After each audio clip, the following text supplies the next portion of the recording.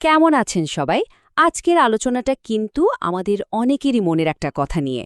কিভাবে কোনো কোচিং বা কোর্স ছাড়া একেবারে ঘরে বসেই খুব সহজ কয়েকটা স্টেপস ফলো করে ইংরেজিতে কথা বলা শুরু করা যায়। চলুন তাহলে আর দেরি না করে শুরু করা যাক। এই কথাটা কি খুব চেনা চেনা লাগছে, তাই না? এটা আমাদের প্রায় সবার সমস্যা। আমরা হয়তো ইংরেজি সিনেমা দেখি, গান শুনি, সবে বুঝি, কিন্তু যেই নিজে কিছু বলতে যাই তখনই সব গুলিয়ে যায়। মনে হয় যেন জিভের ডগায় শব্দটা আসছে, কিন্তু মুখ দিয়ে বেরোচ্ছে না। যদি আপনার উত্তরটা হ্যাঁ হয়, তাহলে একদম চিন্তা করবেন না। আপনি একা নন। লক্ষ লক্ষ মানুষ ঠিক একই সমস্যায় ভুগছেন। আর ভালো খবরটা হলো, এর থেকে বেরিয়ে আসার খুব সহজ আর মজার কিছু উপায় আছে, যা নিয়েই আমরা আজকে কথা বলবো। তো প্রশ্নটা হলো, এই ভয়টা আসলে আসছে কোথা থেকে? কেন আমরা বুঝতে পারলেও বলতে গিয়ে এমনভাবে আটকে যায়?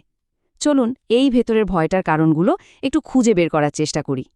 যখনই আমরা ইংরেজিতে কথা বলার চেষ্টা করি, ঠিক তখনই এই অনুভূতিগুলো আমাদের ঘিরে ধরে। প্রথমেই আসে ভুল করার ভয়। যদি কিছু ভুল বলে ফেলি, লোকে কি ভাববে? আমাকে নিয়ে হাসাহাসি করবে না তো? আর এই ভাবতে ভাবতেই ব্যাস, মাথাটা পুরো খালি হয়ে যায়, হার্টবিট বেড়ে যায় আর আত্মবিশ্বাসটা কোথায় যেন হারিয়ে যায়।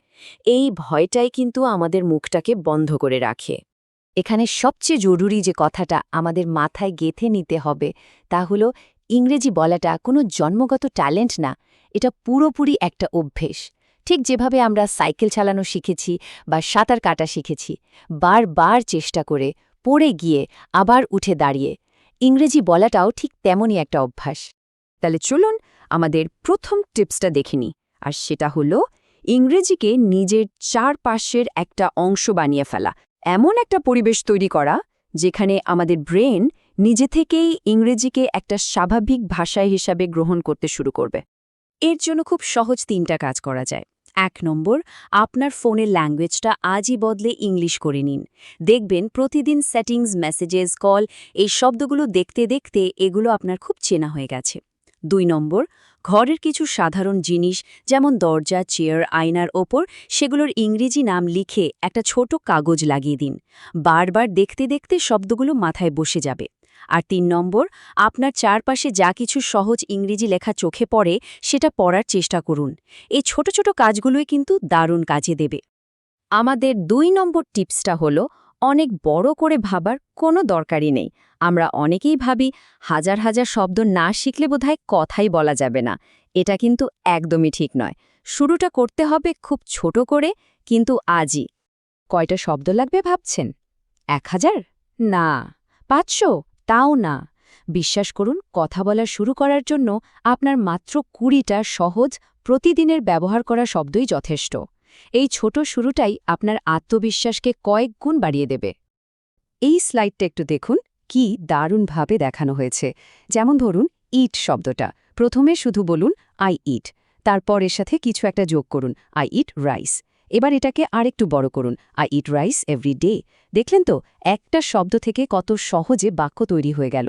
আসল কথা হলো, এই বাক্যগুলো মুখে বলতে হবে। চলুন আমার সাথে একবার বলুন তো, আই ড্রিঙ্ক ওয়াটার।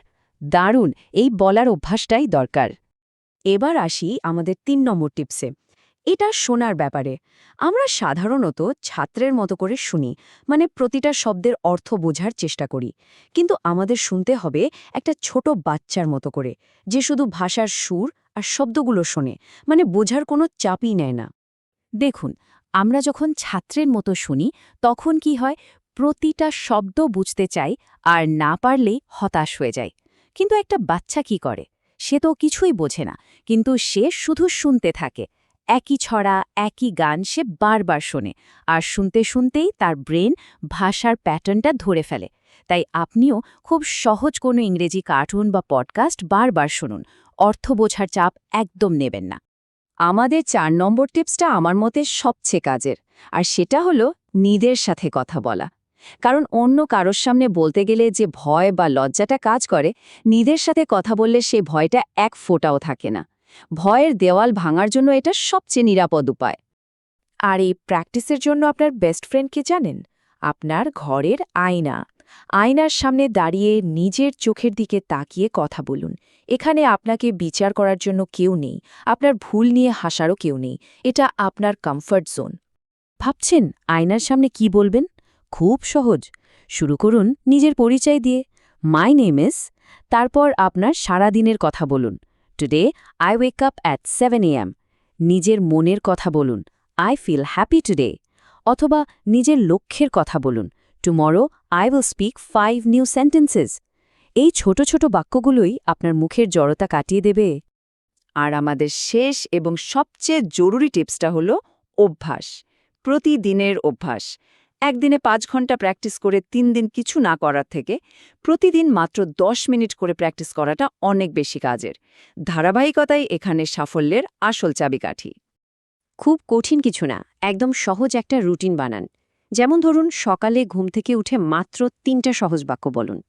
দিনের বেলায় আপনার চারপাশের জিনিসগুলোকে ইংরেজিতে মনে মনে বলার চেষ্টা করুন, যেমন দিস ইজ আ ফোন। সন্ধ্যায় মাত্র 5 মিনিটের জন্য কোনো একটা ছোট অডিও শুনে সেটা রিপিট করুন।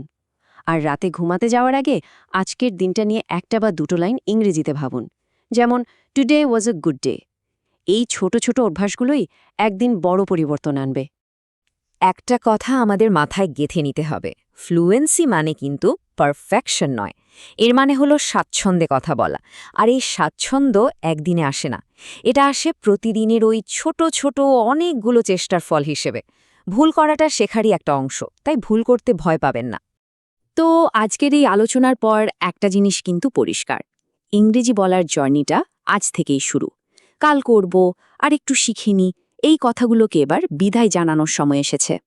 চলুন তো এক ঝলকে দেখে নিই আমাদের 5টা স্টেপস কি কি ছিল। 1. ইংরেজিকে নিজের দুনিয়ার অংশ বানানো। 2. মাত্র 20টা সহজ শব্দ দিয়ে কথা বলা শুরু করা। 3. একটা ছোট্ট বাচ্চার মতো করে শোনা। 4. আয়নার সামনে দাঁড়িয়ে নিজের সাথে প্র্যাকটিস করা। আর 5. প্রতিদিন অল্প অল্প করে একটা অভ্যাস তৈরি করা। এই কথাটা সব সময় মনে রাখবেন, সেরা হওয়ার জন্য অপেক্ষা করলে সেই শুরুটা হয়তো আর কোনোদিনই হবে না।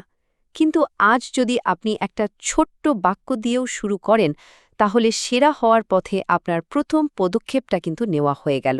সবসময় মনে রাখবেন, যে মুহূর্তে আপনি শুরু করার সিদ্ধান্তটা নিয়ে ফেলেন, ঠিক সেই মুহূর্তেই কিন্তু আপনি আপনার লক্ষ্যের দিকে এক ধাপ এগিয়ে যান। পথটা হয়তো সবসময় সহজ হবে না, কিন্তু আপনার প্রত্যেকটা ছোট পদক্ষেপই আপনাকে আরও শক্তিশালী করে তুলবে। তাই নিজের ওপর বিশ্বাস রাখুন আর এগিয়ে চলুন। তাহলে এবার আপনার পালা। আজকের পর আপনার প্রথম ইংরেজি বাক্যটা কি হবে? হতে পারে সেটা আই উইল স্টার্ট টুডে, অথবা আই ক্যান ডু দিস। আপনার প্রথম বাক্যটা কি সেটা আমাদের কমেন্ট করে জানান। আপনার যাত্রাটা শুরু হোক আজ, এই মুহূর্তে থেকেই। আর যদি আলোচনাটা ভালো লেগে থাকে তাহলে লাইক করতে ভুলবেন না এবং আমাদের সাথে থাকার জন্য সাবস্ক্রাইব করুন। ধন্যবাদ।